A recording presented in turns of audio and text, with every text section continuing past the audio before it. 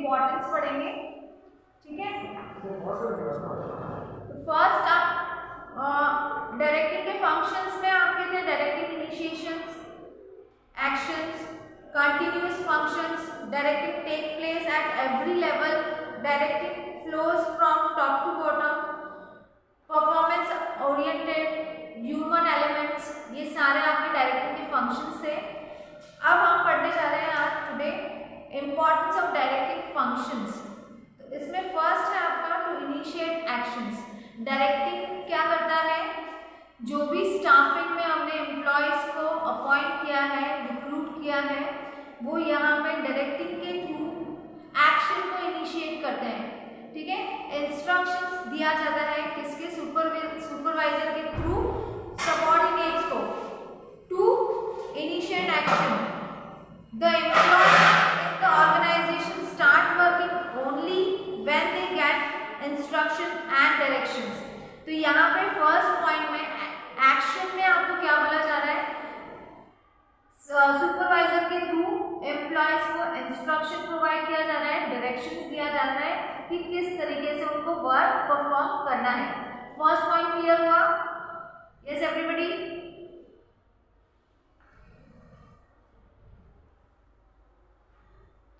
Directing the actions and employees towards the pre-determined goals. Yes, in this point जो भी pre-determined goals organisation में जो planning के through जो डिसीजंस लिए गए थे, वो सारे गोल्स को यहाँ पे एक्शंस प्रोवाइड किया जा रहा है, ठीक है। और इन सबके साथ एम्प्लॉयज को ये भी इंस्ट्रक्शन दिया जा रहा है, ये भी ध्यान रखना पड़ता है कि जो ऑर्गेनाइजेशन का गोल है उसको अचीव करना है, ठीक है। नाउ सेकेंड पॉइंट है टू इंटीग्रेट एम्प्लॉयज एफर्ट्स। यहाँ पे जो भी ऑर्गेनाइजेशन के थ्रू ऑर्गेनाइजिंग में जो हमने सेकेंड फंक्शंस मैनेजमेंट का पढ़ा था, जहाँ पे हमने डिपार्टमेंट्स बनाए थे, यहाँ पे इस पॉइंट के थ्रू यही बताया जा रहा है कि जितने भी डिपार्टमेंट है उस ऑर्गेनाइजेशन के अंदर, वो ऑर्गेनाइजेशन सब एक दूसरे से इंटर रिलेटेड है, वो एक साथ मिलके काम करेंगे विद कोऑपरेशन, ठीक है ना, कोऑर्डिनेशन के साथ। यहाँ पे to integrate efforts in the organization, number of employees are working at different levels. यहाँ पे डिफरेंट डिपार्टमेंट और डिफरेंट लेवल्स पे जो एम्प्लॉयज वर्किंग कर रहे हैं, ठीक है, डिफरेंट पोजीशंस पे, वो कोऑर्डिनेशन के साथ काम कर रहे हैं। जैसे एग्जांपल है कि production department and purchase department, ठीक है। तो परचेज डिपार्टमेंट क्या करता है, always connected with production department. Production department को कोई भी गुड्स की रिक्वायर्ड है तो वो किसके साथ कोऑर्डिनेशन करेगा, परचेज डिपार्टमेंट के साथ, कि स्टॉक खत्म हो रहा है या स्टॉक की नीड है। ये सारी चीजें इंटर रिलेटेड होती है ऑर्गेनाइजेशन में इंटीग्रेटेड एम्प्लॉयज एफर्ट्स के साथ, ठीक है।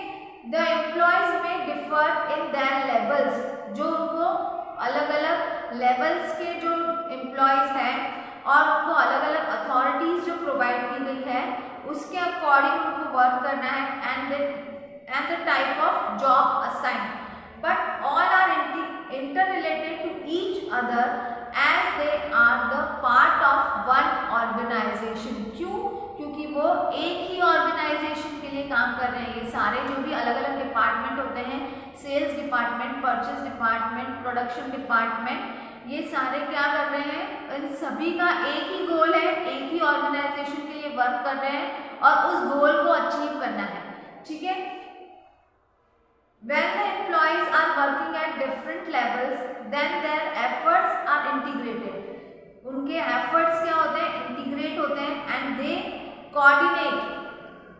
वो क्या करते हैं, एक दूसरे के साथ कोऑर्डिनेट करके वर्क करते हैं only with the help of directing functions. किसके थ्रू कर रहे हैं, ये सारा वर्किंग वो डायरेक्टिंग फंक्शंस के थ्रू कर रहे हैं, जिसमें उनको डायरेक्शंस प्रोवाइड की जा रही है, इंस्ट्रक्शंस प्रोवाइड किए जा रहे हैं, इंस्ट्रक्शंस इशू किए जा रहे हैं। और ये एक कंटिन्यूअस प्रोसेस है जो कि हर बार करना पड़ता है। प्रोडक्शन डिपार्टमेंट वाले को जब भी गुड्स की नीड्स होगी दैट टाइम वो परचेज डिपार्टमेंट वाले के साथ कोऑर्डिनेट करेगा, कम्युनिकेट करेगा। ठीक है, now the second point is clear everybody? Second point समझ में आया? आवाज क्लियर आ रही है आप सभी को? ओके, नाउ थर्ड पॉइंट है मीन्स ऑफ मोटिवेशन। यहाँ पे क्या है? Means of motivation. मोटिवेशन का मतलब क्या होता है कि विल टू डू वर्क। ठीक है ना? Directing functions does not mean giving order. Directing functions का सिर्फ यही मतलब नहीं होता है कि जस्ट आप उनको इंस्ट्रक्शंस प्रोवाइड करो और बस काम खत्म हो गया।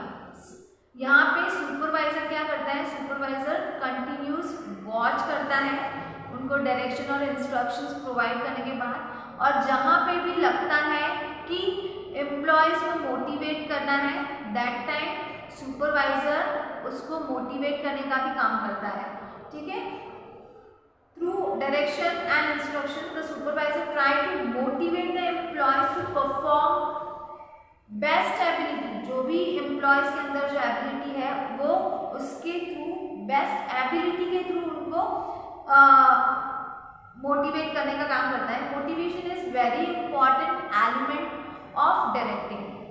मोटिवेशन क्या है? आपका एक एलिमेंट है किसका? डायरेक्टिंग का, और वो वेरी इंपॉर्टेंट है। डायरेक्टिंग फंक्शंस डेवलप क्या करता है? मोटिवेशंस। डायरेक्टिंग फंक्शंस डेवलप क्या? फीलिंग्स। एम्प्लॉयज में फीलिंग्स जनरेट करने का काम करता है of belongingness and encourage employees. Motivations के थ्रू उनके अंदर की फीलिंग्स को बाहर निकाला जाता है, उनको मोटिवेट किया जाता है और उनको एनकरेज करता है। ये सारा काम कौन कर रहा है? सुपरवाइजर। यहाँ पे सुपरवाइजर ये वर्क को परफॉर्म करता है एम्प्लॉयज की परफॉर्मेंस से बेस्ट एबिलिटी निकालने के लिए, एम्प्लॉयज को बेस्ट परफॉर्म करने के लिए एनकरेज करना। ठीक है, now fourth point, third point clear हुआ एवरीबॉडी?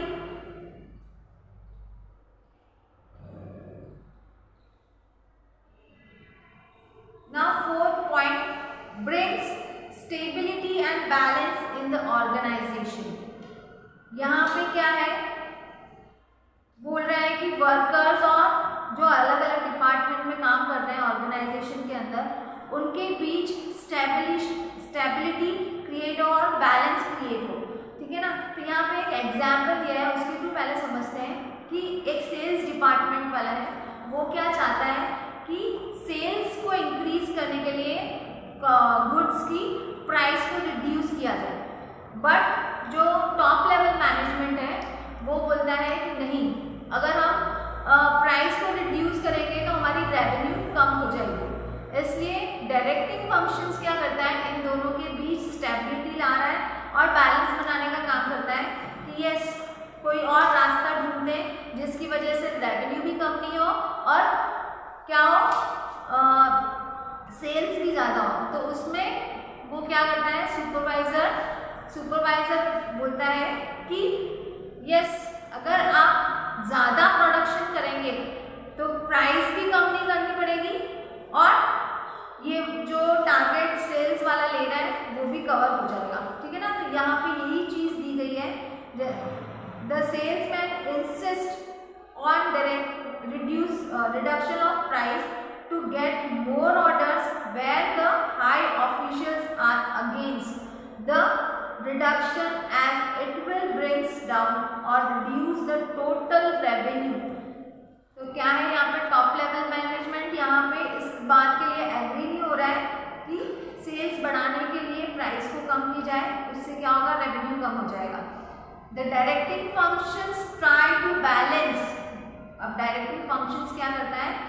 इन दोनों के बीच, टॉप लेवल मैनेजमेंट और सेल्समैन के बीच क्या कर रहा है? बैलेंस बनाने की कोशिश कर रहा है। Both the attitudes by instructing and guiding the sales person to find out other means and ways to increasing sales. वो बोल रहा है सेल्स पर्सन को कि आप और कोई रास्ता ढूंढो इसके अलावा जिसकी वजह से हम अपना सेल्स इंक्रीज कर पाए, बट प्राइस को हम कम नहीं करेंगे। तो sometime there can be difference of attitude between employees. यहाँ पे एक ऑर्गेनाइजेशन के अंदर बहुत अलग अलग वैरायटी के लोग काम करते हैं, ठीक है ना, उनके एटीट्यूड्स अलग होते हैं। कोई बहुत ज़्यादा गुस्से वाला होता है, कोई पीसफुल होता है, कोई लेजी होता है जो कि प्रॉपर काम नहीं करना चाहता है।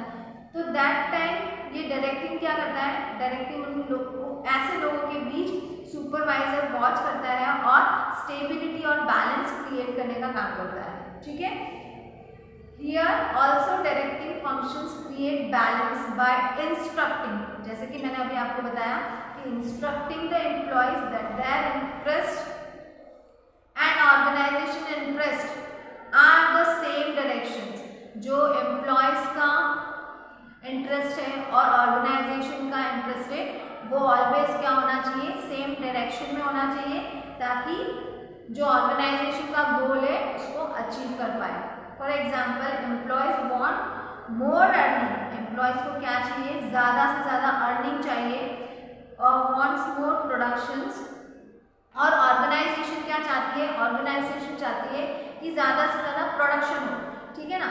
तो इन दोनों के बीच बैलेंस लाने का काम करेगा। The employees can earn more by producing more which will achieve the organisation goals also, ठीक है ना। तो इससे क्या होगा, वो ऑर्गेनाइजेशन बोलती है ठीक है आपको ज़्यादा अर्निंग करनी है, कोई बात नहीं, ज़्यादा अर्निंग होगी, आप उसके लिए हमारे ऑर्गेनाइजेशन के लिए आप ज़्यादा से ज़्यादा प्रोडक्शन करो तो हम उसके लिए आपको ज़्यादा पे करेंगे, ठीक है। ये चीज़ क्लियर हुई, कैसे स्टेबिलिटी आ रही है, कैसे बैलेंस हो रहा है एवरीबॉडी।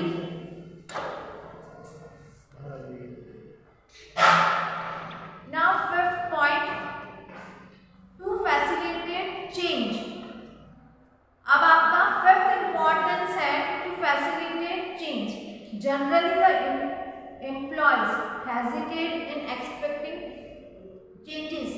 जनरली क्या होता है कि जो एम्प्लॉयज होते हैं ना, अगर कोई भी चेंजेस आता है तो उसको जल्दी से एक्सेप्ट नहीं करते हैं। उसमें उनको क्या लगता है कि नहीं, हम जिस एफर्ट्स के साथ काम कर रहे हैं हम उसी के साथ काम करेंगे, कोई भी अलग चेंजेस अगर आए तो हम उसको कैसे एक्सेप्ट करेंगे, ठीक है ना। तो यहाँ पे यही चीज़ बताइए कैसे वो चेंजेस को एक्सेप्ट करें, ठीक है ना। Generally, the employees hesitate in expecting the changes, but through directing function, the changes can be implemented. Directing functions के through क्या होता है, changes को भी क्या किया जाता है, implementation दिया जाता है more easily by giving directions. इसके through proper directions provide करके employees को वो उनको changes को adapt करने की कहते हैं, ठीक है। तो यहाँ पे एम्प्लॉयज़ को प्रॉपर डायरेक्शन प्रोवाइड किया जा रहा है कि आप इस चेंजेस को एक्सेप्ट करो, ये आपके आने वाले फ्यूचर के लिए भी अच्छा होगा, आपको बेटर अपॉर्चुनिटी भी मिल सकती है, बेटर फ्यूचर हो सकता है। जैसे हम ऑर्गेनाइजेशन चाहती है कि हम अपनी कंपनी को पूरा कंप्यूटराइज वर्किंग करें, ठीक है ना। तो दैट टाइम जो पीपल पहले से नॉर्मली जो वर्क करते आ रहे हैं जिनको कंप्यूटर का नॉलेज नहीं है, तो वो इस चीज़ के लिए क्या करेंगे, हेजिटेशन फील करेंगे। हेजिटेशन फील करेंगे तो वो जल्दी से एक्सेप्ट नहीं करेंगे। अगर उनको प्रॉपर ट्रेनिंग दी जाए कि कैसे कंप्यूटर को ऑपरेट करना है तो उसकी वजह से वो क्या होगा कि वो लोग इजीली उस चेंज को एक्सेप्ट करने के लिए रेडी हो जाएंगे। तो यहाँ पे जो डायरेक्शन सुपरवाइजर की प्रोवाइड की गई है उसकी वजह से वो लोग क्या कर सकते हैं, वो लोग इजीली उसको अडेप्ट करने की कोशिश करेंगे। तो यहाँ पे यही दिया गया है, यहाँ पे एग्जाम्पल है, एग्जाम्पल मैं तुमको बताती हूँ। When the company is planning to computerize its working, generally the employees hesitate to accept it as they are not aware of technology. क्यों हेजिटेट कर रहे हैं, क्योंकि वो लोग उस टेक्नोलॉजी से अवेयर नहीं है, बट उनको उस टेक्नोलॉजी से अगर अवेयर करा दिया जाए तो वो हेजिटेट नहीं करेंगे। But when in the directing functions to accept its, they are not employee are guide that through change they will also be adapt as they will have chance of learning new technology. अगर उनको proper directions provide किया जाए तो वो नई technology को सीख पाएंगे, which will increase their value in the market. उससे क्या होगा, उस एम्प्लॉय की मार्केट में वैल्यू भी इंक्रीज हो जाएगी। So through proper guidance the employees ready and happily accept the change. इसकी वजह से अगर उनको प्रॉपर डायरेक्शन मिला, प्रॉपर गाइडेंस मिली, उसकी वजह से वो क्या हो जाएंगे, जो एम्प्लॉयज है वो चेंज को एक्सेप्ट करने के लिए रेडी हो जाएंगे। नाउ ये सारे 5 इम्पॉर्टेंस हमने पढ़े आज डायरेक्टिंग फंक्शन के। फर्स्ट था आपका to initiate action, to integrate employees efforts, means of motivations, bring stability and balance in the organisation and to facilitate changes. ये 5 फंक्शंस हमने पढ़े, ठीक है। इसमें आपको किसी को कुछ नहीं समझ में आया है तो पूछ सकते हो।